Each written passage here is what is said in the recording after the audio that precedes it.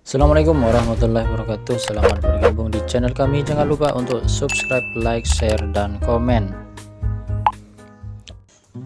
Assalamualaikum warahmatullahi wabarakatuh. Bagi yang baru ketemu dengan channel ini, jangan lupa untuk subscribe, like, share, dan komen. Di video kali ini kita akan bahas 5 penyebab peserta tidak lulus seleksi administrasi CASN. Nah, ini banyak sekali peserta yang gugur, banyak sekali para calon aparatur sipil negara yang tidak lolos dan gugur sebelum berperang. Nah, apa saja itu? Mari kita simak informasinya berikut ini. Jadi pada tahun kemarin itu sekitar 700.000 lebih peserta tidak lolos administrasi. Ini sayang sekali, sebelum berperang sudah gugur, seperti itu istilahnya. Dari total 4.510.000 sekian pelamar. Jadi bayangkan berapa persen itu yang tidak lulus administrasi.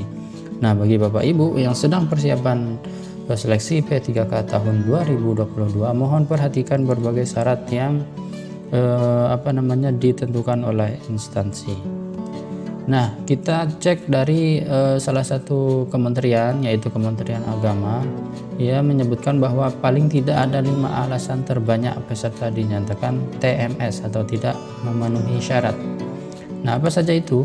Yang pertama yaitu surat lamaran tidak sesuai format. Nah, ini banyak sekali yang asal-asalan menulis, misalkan kepada tanpa ditulis kepada yang terhormat, kemudian tanggalnya tidak sesuai dengan format. Pokoknya banyak sekali yang tidak sesuai dengan format, dan mungkin mereka berpikir akan lebih kreatif, tetapi tentu tidak seperti itu yang diinginkan oleh panitia seleksi.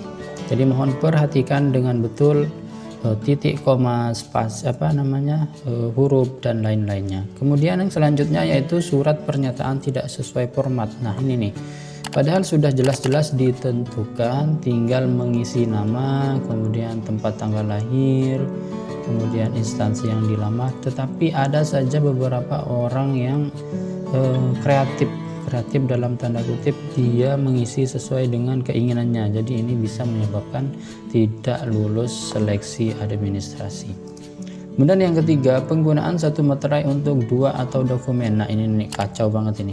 Jadi dia istilahnya sebagai seorang ASN kok tidak mau modal sedikit gitu loh. Dia menggunakan satu materai, tetapi bisa ia gunakan untuk beberapa dokumen.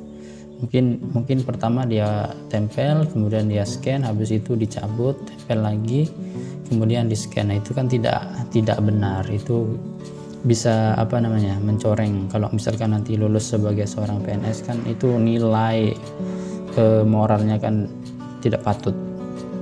Nah, perhatikan untuk penggunaan materai. Jadi usahakan kalau bisa menggunakan materai yang berbeda. Bukan bisa sih, memang harus menggunakan materai yang berbeda. Kemudian yang keempat, tidak mengunggah dokumen yang dipersyaratkan. Nah, ini nih. Jadi kalau misalkan diminta ijazah, ya yang diupload ya ijazah, jangan akte gitu kan. Kemudian kalau yang diminta misalkan transkrip, ya yang diupload ya transkrip, jangan dokumen yang lainnya, seperti itu ya.